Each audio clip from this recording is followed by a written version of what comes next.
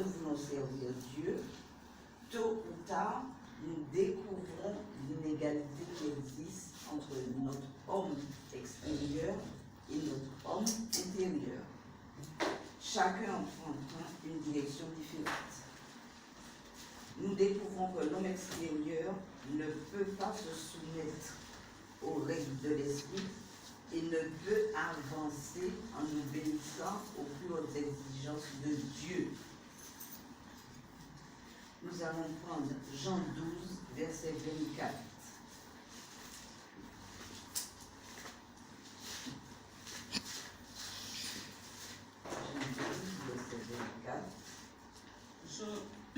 Jean 12, 24.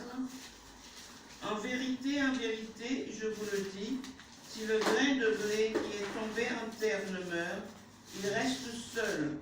Mais s'il meurt, il porte beaucoup de fruits. Amen. Amen. Il découvre donc que l'obstacle le plus difficile à franchir pour accomplir son travail est son propre homme extérieur. Et que cet homme extérieur crée une frustration qui l'empêche d'exercer son esprit. Donc nous voyons qu'il y a donc un conflit entre l'homme intérieur et l'homme extérieur. Alors nous allons voir dans un premier point, l'homme extérieur et l'homme intérieur. Alors nous allons prendre Romains 7, verset 22.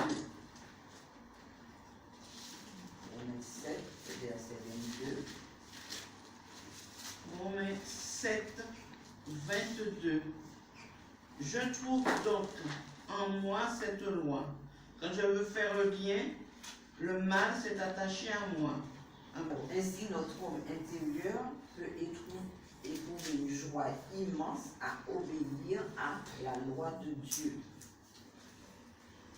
Donc, notre propre être doit être brisé par Dieu. Et la vie du Seigneur est prête à se répandre sur la terre entière, mais elle est enfermée à l'intérieur de nous.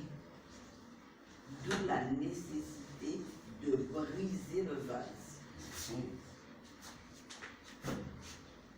Et si la partie extérieure n'est pas brisée, ce qui est à l'intérieur ne peut pas sortir. Tant que l'enveloppe, quel que soit le fouillis, tant que l'enveloppe n'est pas sortie, n'a pas pourri, donc le fruit ne peut pas se développer. Donc il faut que cette enveloppe sorte.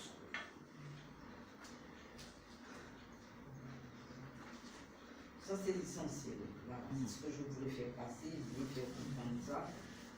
Alors, Dieu a pour chacun d'entre nous un dessein particulier. Et donc chacun a son propre dessein. Puissions-nous connaître son intention à l'égard de chacun d'entre nous. Lorsque Dieu nous aura ouvert les yeux, nous apercevrons que toutes choses qui nous sont arrivées tout au long de notre vie avaient un sens. Amen. Le Seigneur n'agit pas en vain. Amen. Et une fois que nous aurons pris conscience que le but du Seigneur est de briser notre homme extérieur, notre moi, notre homme extérieur, alors seulement nous comprendrons que toute chose avait un sens. Amen. Et le Seigneur essaie d'atteindre un seul et même but, c'est-à-dire briser notre homme extérieur. Ce qui importe lui, c'est notre homme intérieur.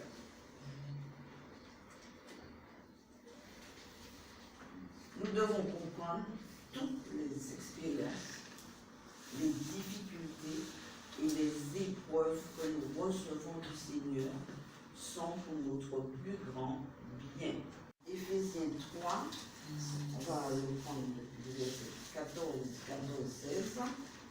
Éphésiens 3, verset 14, 16. Éphésiens 3, 14, 16. À cause de cela, je fléchis les genoux devant le Père, duquel tire son nom toute famille dans les cieux et sur la terre, afin qu'il vous donne, selon la richesse de sa gloire, d'être puissamment fortifié par son esprit dans l'homme intérieur, en sorte que Christ habite dans vos cœurs par la foi, afin qu'étant enraciné et fondé dans l'amour. Amen. Donc, afin qu'il vous donne, surtout cette partie qui m'intéresse, afin qu'il vous donne, selon la richesse de sa gloire, d'être puissamment fortifié par son esprit dans l'homme intérieur. Nous allons prendre un troisième verset dans 2 Corinthiens 4, verset 16. 2 Corinthiens 4, verset 16. 2 Corinthiens 4, verset 16. C'est pourquoi nous ne perdons pas courage. Et lors même que notre homme extérieur s'est détruit, notre homme intérieur se renouvelle jour en jour. Amen. Amen. C'est pourquoi nous ne perdons pas courage. Et lors même que notre homme extérieur se détruit, notre homme extérieur se renouvelle de jour en jour. Intérieur. Notre homme intérieur donc se renouvelle de jour en jour. Donc la Bible nous enseigne que notre être est composé d'un homme extérieur et d'un homme intérieur. Je vais vous apprendre bien, vous connaissez tout ça. Donc Dieu réside dans notre homme intérieur. L'homme qui se trouve en dehors de cet homme intérieur où Dieu prend place est l'homme extérieur. En d'autres termes, cela revient à dire que notre esprit est l'homme intérieur, alors que l'être qui communique avec les autres est l'homme extérieur. C'est clair. L'homme intérieur et l'homme extérieur. Donc Dieu a placé lui-même son esprit, sa vie, sa puissance à l'intérieur de nous, c'est-à-dire dans notre homme intérieur. Donc la vie de l'esprit se trouve dans notre homme intérieur. Notre enveloppe extérieure est formée de notre intelligence, de nos émotions, de notre volonté, etc. Donc faisons bien la différence entre les deux, l'homme intérieur et l'homme extérieur. Donc pour qu'une personne se consacre à l'œuvre de Dieu, il faut que son homme intérieur soit brisé. Pour qu'une personne puisse se consacrer à l'œuvre de Dieu, il faut que son homme intérieur soit brisé. Notre plus grande frustration, c'est notre homme extérieur. Pour que notre travail soit efficace, il faut que le Seigneur brise notre homme extérieur et que l'homme intérieur puisse se libérer. Vous voyez bien le combat entre l'homme intérieur et l'homme extérieur. Libéré, beaucoup de pécheurs seront bénis et de nombreux chrétiens recevront la grâce. Donc il faut tout faire pour libérer donc l'homme intérieur. C'est l'homme intérieur qui est le plus important pour nous chrétiens. Alors, deuxième point, grand 2, mourir et porter des fruits. Alors, c'est une étude que j'avais commencé pour moi-même.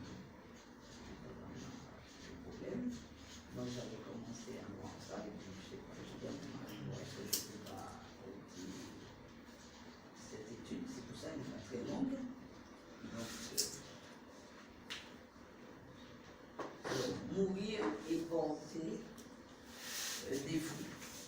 Alors, on va lire, on l'a vu, on le reprend ici, Jean 12, verset 24. Jean 12, verset 24. Jean 12, verset 24. 24. Jean 12, 24. En vérité, je vous le dis, si le grain de blé qui est tombé en terre demeure, il reste seul. Mais s'il meurt, il porte beaucoup de fruits. Amen. Amen. Alors, si nous prenons l'exemple d'une graine, fruit, ou bien la graine de blé, etc. Donc, bien haricot. La vie est dans la graine. La vie est dans la graine. Excuse-moi, ma soeur. C'est vrai, mais en tant qu'agriculteur, mais il faut que vraiment la graine soit bien morte. Hein. Parce que s'il y a encore, si elle n'est pas bien morte, bien sèche, etc., et tout, tu vois, elle ne prend pas, elle pourrit. Oui. Ça, c'est important. Donc, Elle pourrit. la vie est dans la graine. Et il existe une coquille autour de cette graine. Une coquille qui est très solide. Et tant qu'elle reste fermée, la graine ne peut pas germer. Donc il faut que l'enveloppe puisse sortir, que l'enveloppe parte pour que ça puisse germer. Alors prenons Jean 12, verset 25. Jean 12, verset 25. Celui qui aime sa vie la perdra, et celui qui est sa vie dans le monde la conservera pour la vie éternelle. Amen. Amen. Donc, d'après le Seigneur, la coquille extérieure représente notre propre vie. Et la vie intérieure représente la vie éternelle qu'il nous dispense. Donc, deux éléments, vie intérieure et vie extérieure. La vie extérieure doit subir des pertes pour que la vie intérieure puisse se libérer. Mais à la sortie de l'épreuve, nous savons que Dieu est souverain, on se remet à sa volonté, et nous devons comprendre que toutes les expériences, toutes les difficultés, toutes les épreuves que nous recevons du Seigneur sont pour notre plus grand bien. Lui, il a des kilomètres d'avance sur nous, il sait le pourquoi, il sait tout. Donc nous ne pouvons rien demander de mieux, car ces épreuves sont ce qu'il y a de mieux pour nous. Donc ces épreuves nous permettent de grandir, hein, de comprendre mieux les choses. Donc aucun travail spirituel n'est possible sans le brisement de l'homme extérieur. Amen. Donc l'homme extérieur n'est rien pour le Seigneur. Amen. C'est l'homme intérieur qui l'intéresse. Donc si nous nous consacrons entièrement au service de Dieu, nous devons nous attendre à être brisés.